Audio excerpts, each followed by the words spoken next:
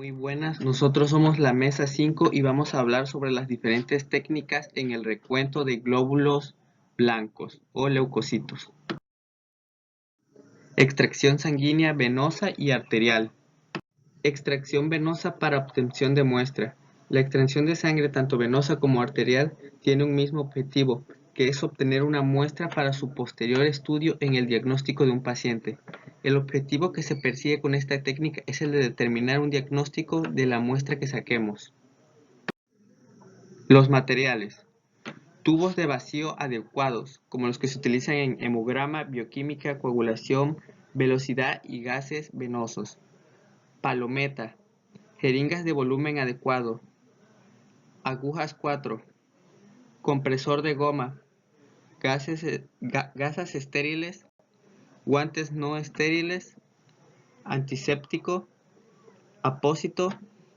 Contenedor de material punzante. Bandeja o batea para transportar el material. Hoja de petición de analíticas. Procedimiento. Prepararemos todo el material necesario y lo introduciremos a la batea. Nos lavaremos las manos y nos colocaremos los guantes. Identificaremos a la persona a la que vamos a extraer la sangre y le informaremos tanto a él como a su familia. Comprobaremos en la hoja de petición los tubos adecuados y pediremos al paciente que hiperextienda el brazo y no lo mueva para comenzar la extracción. Valoraremos ambos brazos, descartando el miembro que posea una fístula arteriovenosa, hematomas, además o se haya realizado una mastectomía. Cuando hayamos elegido el brazo más adecuado, colocaremos el compresor por encima de la flexura de codo y elegiremos la vena más adecuada por calibre y movilidad. Pediremos al paciente que mantenga el puño cerrado. Le aplicaremos el antiséptico en la zona elegida en movimientos circulares de dentro hacia afuera y esperaremos que seque. Puncionaremos con el bisel de la aguja hacia arriba, formando un ángulo de unos 25 grados y siguiendo el trayecto de la vena. Cuando veamos que refluye la sangre, si usamos palometa, conectaremos los tubos de vacío al sistema y esperaremos a que el aspirado llegue a la medida adecuada. Iremos cambiando los distintos tubos a extraer conforme se vayan llenando. Si usamos una aguja del 4, al comprobar el reflujo sanguíneo en el cono de la aguja, aspiraremos manualmente con la jeringa hasta sacar la cantidad deseada. Y ya para finalizar, retiraremos el compresor y sacaremos la aguja a la vez que colocamos una gasa presionando el punto de punción. Colocaremos un apósito y le pediremos al paciente que no flexione el brazo. Desecharemos la aguja o palometa en el contenedor. Si hemos extraído una aguja y jeringa, cogeremos una aguja limpia y pincharemos el tapón de goma de los tubos para introducir el volumen de sangre correspondiente. Por último, identificaremos los tubos y junto con la hoja de petición de analíticas, lo enviaremos al laboratorio que corresponda. Registraremos la extracción y sus complicaciones si las hubiera en las incidencias. Consideraciones. Si vemos que la vena no se dilata, le daremos varios toques con las yemas de los dedos y las masajearemos ascendentemente para favorecer el llenado. Una vez que tenemos llenos los tubos de sangre, los moveremos lentamente para que la sangre se mezcle con el aditivo y evitar su coagulación. Si tenemos que pinchar en una vena de poco calibre, por ser la mejor valorada, usaremos aguja y jeringa, ya que el sistema de vacío puede colapsarlas. Punción arterial para extracción de muestra. Obtendremos una muestra para determinar los gases sanguíneos, conocer el pH de sangre arterial y valorar el estado de oxigenación y ventilación del paciente. Materiales. Jeringa de gasometría, antiséptico, gasas estériles, guantes no estériles, batea, contenedor de material punzante, esparadrapo antialérgico. Procedimiento. Empezaremos preparando el material necesario e introduciéndolo en la batea. Nos lavaremos las manos y nos colocaremos los guantes. Identificaremos al paciente y le informaremos a él y a su familia de su extracción. Le pediremos al paciente que mantenga la postura adecuada. De ello dependerá la zona de extracción que puede ser. Arteria radial. Brazo extendido con la muñeca hiperextendida apoyando en superficie dura. Arteria braquial. Brazo hiperextendido apoyando en la superficie dura. Y arteria femoral en decúbito supino. La arteria radial será la primera elección que tomemos, pues es la más efectiva para la técnica, ya que es el sitio más seguro, con mayor circulación palpable y la más superficial. Si no logramos palpar el pulso radial, probaremos con la braquial. La arterial femoral se recomienda que la puncionen personal muy entrenado. Cuando hayamos elegido la zona de punción, la limpiaremos con antiséptico, realizando movimientos circulares del centro a la periferia y dejaremos secar. A continuación, introduciremos la aguja justo un poco más arriba de nuestra elección, con el bisel hacia arriba y formando un ángulo de 45 grados. Cuando la sangre refluya por el cono de la aguja, no introduciremos más y esperaremos que se llene sola. Eso significa que la extracción se ha realizado con éxito. Si se para el llenado, puede significar que hemos atravesado la arteria o que hemos topado con su pared, por lo que la retiraremos un poco hasta que vuelva a avanzar la sangre. Para terminar, retiraremos la aguja y presionaremos con una gasa el punto de punción al menos 10 segundos.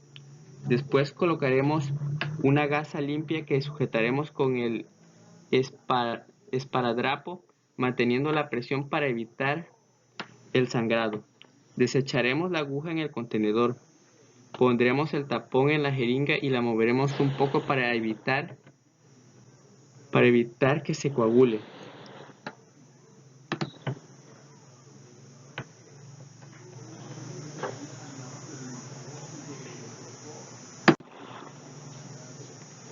Enviaremos la muestra al laboratorio y registraremos el procedimiento en las incidencias de enfermería, así como sus complicaciones si las hubiera. Consideraciones. La sangre arterial es roja, brillante y espumosa, diferenciándose de la venosa que es oscura y mate. Esto nos ayudará a determinar que la muestra de sangre es correcta. La sangre debe ascender a la jeringa por la fuerza del pulso arterial. Observaremos cómo asciende mediante pequeñas oscilaciones. Frotis sanguíneo. Preparación. Mezclar con cuidado, sin agitar, la muestra de sangre contenida en el tubo antes de preparar el frotis. Sangre mal mezclada puede dar lugar a una distribución anormal de las células.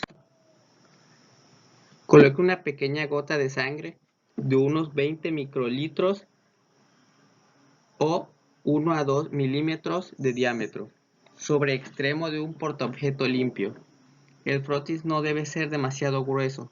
Use una pequeña cantidad de sangre para que el extremo del frotis se forme un borde parecido a la punta de una pluma, ligeramente redondeado con el extremo más fino. Una gota muy grande forma un extendido muy largo o muy grueso. Utilice un segundo portaobjetos para distribuir la gota de sangre y extenderla sobre la superficie.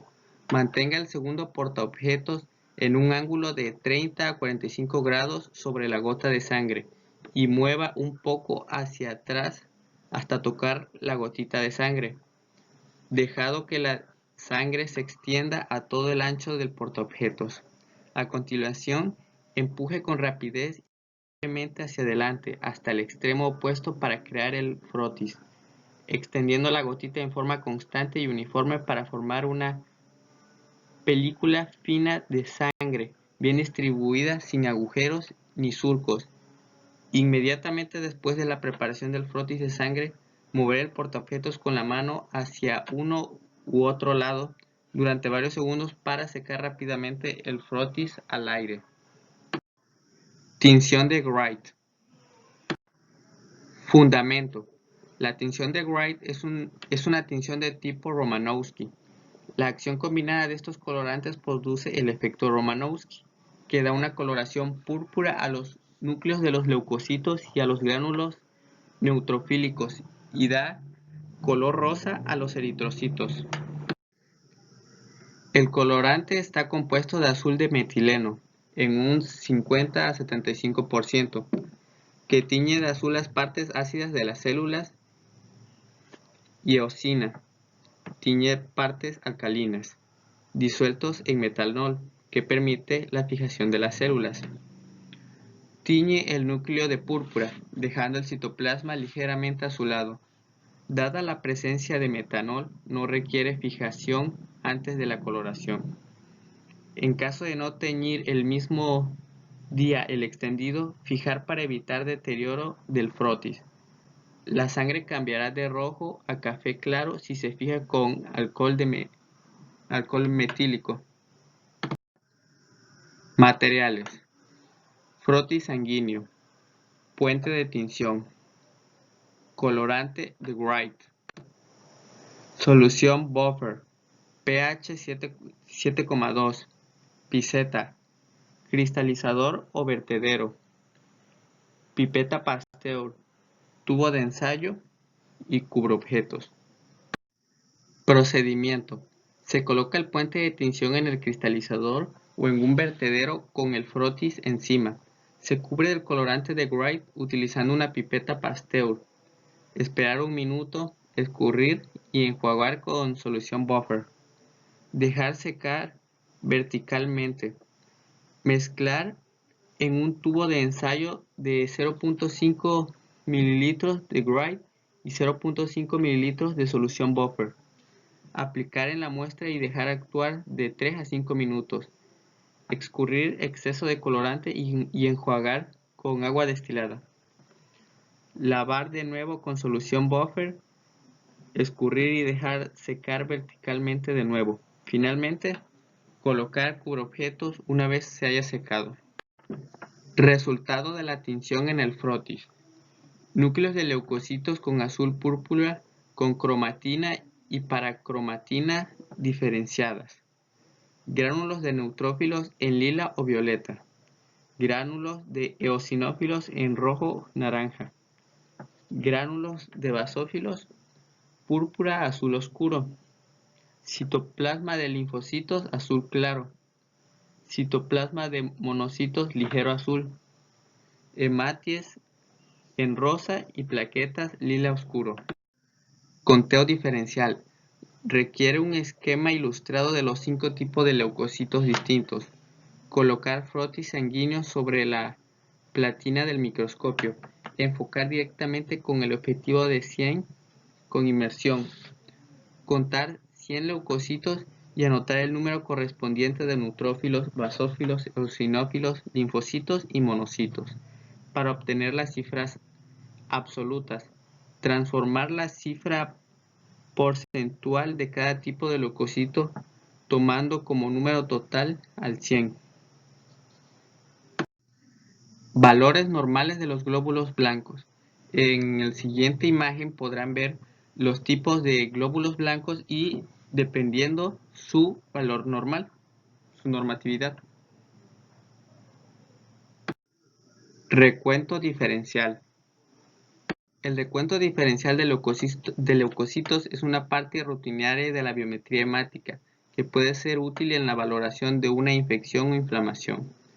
En la determinación de los efectos de intoxicación posible por sustancias químicas o drogas en el monitoreo de trastornos sanguíneos como la leucemia y en los efectos secundarios de tratamiento como la quimioterapia. El procedimiento consta de una toma de muestra de sangre, La misma se disemina en un portaobjeto de vidrio y luego se tiñe a continuación. Se determina el porcentaje de cada tipo de leucocito. Fundamento. Los leucocitos son parte fundamental del tejido hemático y presentan las siguientes características. Son células que tienen mayor diámetro que los eritrocitos. Presentan núcleo de forma irregular. Su citoplasma presenta algunas granulaciones. Las células son teñidas con diferentes coloraciones y la cromatina del núcleo puede ser de diferentes densidades. Tipos de leucocitos. Pueden distinguirse 5 tipos de leucocitos maduros, los cuales son neutrófilos, eosinófilos, basófilos, monocitos y linfocitos, basándose en general en las siguientes características: tamaño de la célula, forma del núcleo, contenido de granulocitos, consistencia de la cromatina nuclear, coloración de gránulo. El 65% de los leucocitos corresponde a los granulocitos, o sea, los eosinófilos, basófilos y neutrófilos. El 35% corresponde a los granulocitos, o sea, los monocitos y linfocitos. Los leucocitos se desplazan por medio de movimientos amiboides, saliendo de los vasos sanguíneos y llegando a los tejidos por medio de la diapedesis. Estas células vagabundas son importantes en las reacciones de defensa contra enfermedades, en general en infecciones, puesto que pueden fagocitar cuerpos extraños y bacterias. Tienen una importancia funcional en las reacciones inmunológicas en nuestro organismo, favoreciendo la producción de anticuerpos. Material: portaobjetos de vidrio, palillos aplicadores de madera, papel secante, plumón Sharpie, contador celular, cronómetro, aceite de inmersión, alcohol metanol fijador, eosina buferizada y policromo. Procedimiento: homogeneizar la muestra sanguínea y antes de las 3 horas realizar un frotis. Empleando un aplicador de madera, depositar una pequeña gota de sangre en el extremo de un portaobjetos totalmente limpio. Con el borde de otro portaobjetos a 20 o 30 grados tocar la gota. Esperar a que la sangre se distribuya por capilaridad en el extremo del portatetos extensor y deslizador suavemente sobre el otro portaobjetos en sentido longitudinal hasta que la gota quede bien extendida sobre la superficie del primer portaobjetos. Dejar secar el frotis. Tenía el producto de la atención correspondiente la siguiente manera: fijar la extensión en metanol absoluto aproximadamente 30 segundos. Teñir con la solución de bocina buferizada por 20 segundos. Enjuagar con agua en la llave. Introducir la extensión solución de azul de policromo durante 30 segundos. Enjuagar con agua de la llave, dejar escurrir el agua y dejar secar al aire libre. Colocar una gota de aceite de inmersión. Leer al microscopio con el objetivo de 100. Será un recuento de 100 células blancas en total, diferenciando cada una de ellas según sus características antes citadas. Evaluar la morfología de eritrocitos y leucocitos y plaquetas y reportar anormalidades. Valores de referencia. Aquí tenemos otro cuadro de los diferentes glóbulos blancos y sus respectivos valores. Clasificación de los leucocitos. Los glóbulos blancos se pueden clasificar en 2 tipos: granulocitos o polimorfonucleares o agranulocitos o mononucleares. Los agranulocitos están conformados por los monocitos y los linfocitos, y los granulocitos están conformados por neutrófilos, eosinófilos y basófilos. Y bueno, eso sería todo por nuestra parte, la mesa 5, y aquí están los integrantes del equipo.